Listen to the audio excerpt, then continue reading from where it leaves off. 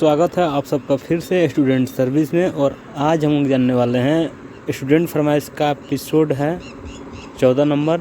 और इसमें जानने वाले हैं अमीन 550 से रिलेटेड कुछ बातें और वेटिंग लिस्ट से और भी चीज़ें हैं, जिसमें क्या होता है कि आप लोग का कमेंट आया हुआ रहता है, उसमें से कुछ कमेंट को पिक करके उसका आंसर दिया जाता है।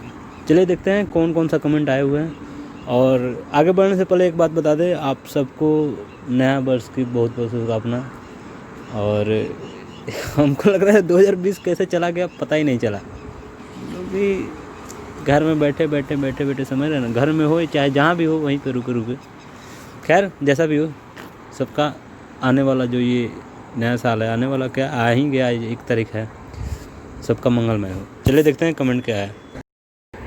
ये पहला कमेंट आया हुआ है श्याम सिंह का, और ये लिख रहे हैं कि 19/12/20 को हम आपत्ति दर्ज किए हैं, उसके बाद अभी तक कोई मैसेज नहीं आया है, प्लीज़ बताएं क्या होगा उसके बाद।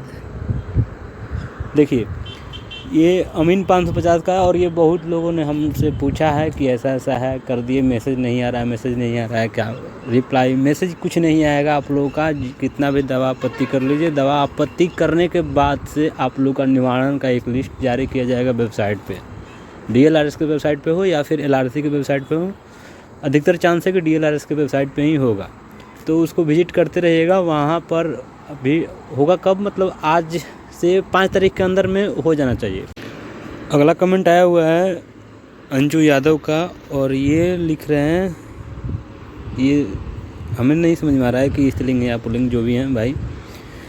ये लिख रहे हैं कि अमीन 550 का अब क्या होगा, इसके बारे में अब क्या होगा क्या, अब तो ज्वाइनिंग कराना है आप लोग का, ये निवारण करके क्या बोलते हैं, दावा आपत्ति का।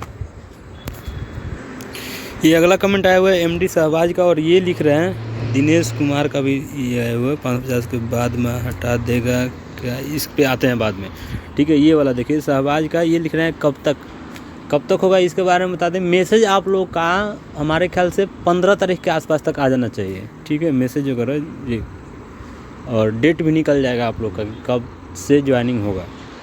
और ये लिख रहे हैं 550 को बाद में हटा देगा क्या, कुछ तो रिप्लाई दो, ऐसा करके बोल रहे हैं दिनेश कुमार। और ये अमीन 550 को नहीं हटाएगा, लेकिन आप लोग का काम में मतलब कि ठीक से रहिएगा, काम वगैरह करते रहिएगा, बिहेव के ऊपर डिपेंड करता है आप लोग का जॉब।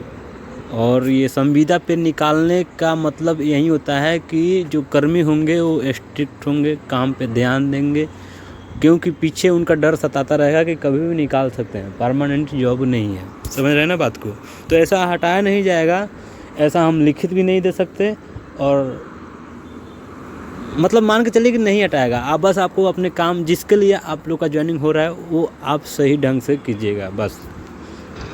इसी के बारे में ये सूरज सिंह का भी आया हुआ, दिनेश कुमार का भी है, ये क्या है विश्व मोहन झा का भी है, श्याम सिंह का भी एक पहले कमेंट ले चुके हैं। इसके बाद रुकिए आगे देख, अगला कमेंट आया हुआ है राहुल राज का, और ये लगता है कि ज्वाइनिंग कर चुके हैं, अमीन में हो, SSA में हो, ASS हो, कानूनगो जो भी हो, मतलब ये ज्वाइनिंग कर चुके हैं। इनके कमेंट से ऐसा लगता है काम करवा रहा है, पेमेंट नहीं कर रहा है। इन लोग को पेमेंट होगा, अब कभी भी हो सकता है, सरकारी काम है, समझ रहे हैं ना बात को। हमारे हाथ में तो है नहीं, होता तो हम काम महीना पूरा हुआ काम पैसा भेज देते, लेकिन हमारे हाथ में नहीं है।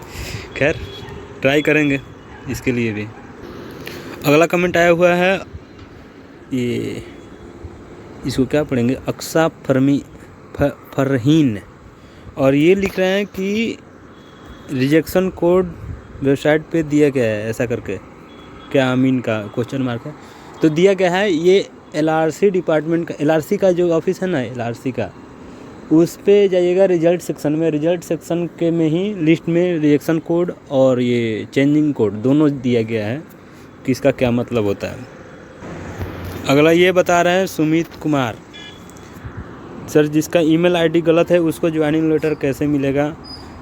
ये इन लोगों का मोबाइल पर मैसेज के थ्रू आएगा, और ज्वाइनिंग लेटर के लिए आप क्या करिएगा, ईमेल को बैकअप कर लीजिएगा। अगर नहीं होता है फिर भी क्या होगा कि दूसरे से लेकर के कुछ ना कुछ तो मैचिंग रहता है, सिर्फ नाम वाला ये डिफरेंट रहता है। तो उसके बाद वहाँ पे भी जाने के बाद से आप लोग का इसका सॉल्यूशन मिल जाएगा, इसमें कोई दिक्कत नहीं है। अगला कमेंट है किशोर कौशल का, और ये लिख रहे हैं कि जिन्होंने एफिडेविट नहीं दिया है उनका क्या होगा। एफिडेविट नहीं दिए हैं, नहीं जमा किए हैं, उन लोगों का कुछ नहीं होगा। ज्वाइनिंग लिस्ट में तो नाम है और उन लोग का ज्वाइनिंग भी होगा, लेकिन एफिडेविट लेकर जाइएगा। ऐसा आप लोग का जब मैसेज आएगा ना, तो आप लोगों को मैसेज में साफ साफ बताया जाएगा ये सब, ठीक है। और नोटिफिकेशन भी आएगा तो हम वीडियो बना देंगे उसमें क्या क्या लेकर जाना है, लेकर जाने से पहले ही बताएंगे आप लोग को। आज का लास्ट कमेंट लेते हैं विजय श्रीवास्तव का, और ये क्वेश्चन बहुत लोगों के द्वारा पूछा गया है। सर रिजेक्ट वाले को चांस बन सकता है, मेरा सीरियल नंबर 1 पर है। नहीं, ये गलत मैंने बोल दिया, ये कम ही लोगों से पूछा गया है। हम समझ लिए इसको क्या है, वेटिंग वाला, ठीक है। तो वेटिंग वाला का भी और इनका भी जवाब दे देते हैं। ये आप लोग का ये दवा आपत्ति करने के लिए दिया गया है ना, तो दवा आपत्ति का निवारण का देख लीजिए, होगा तो होगा, नहीं होगा तो नहीं होगा। आप अपना सोर्स पे भी लगा कर देख सकते हैं कि हो रहा है कि नहीं हो रहा है। तो इसके रिजेक्ट लिस्ट में मतलब कि नहीं होगा, इसका मतलब ये है। बाकी निवारण के बाद क्या होगा, कैसा होगा, ये उसके बाद ही पता चलेगा। मतलब लिस्ट आएगा निवारण का, दवा पत्ती का, उसके बाद ही पता चलेगा।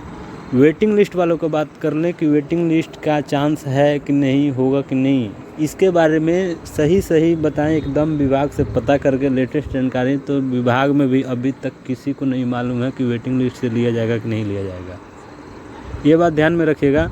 खैर ये सुनेंगे कोई तो कुछ भी कहेंगे, हम अपना अनुमान बताएं तो, और उन लोगों का भी जो विभाग में है उन लोग से, तो विभाग हो सकता है कि नया नोटिफिकेशन निकाल कर के ज्वाइनिंग लेगा फिर से, अगर ज़रूरत पड़ा तो।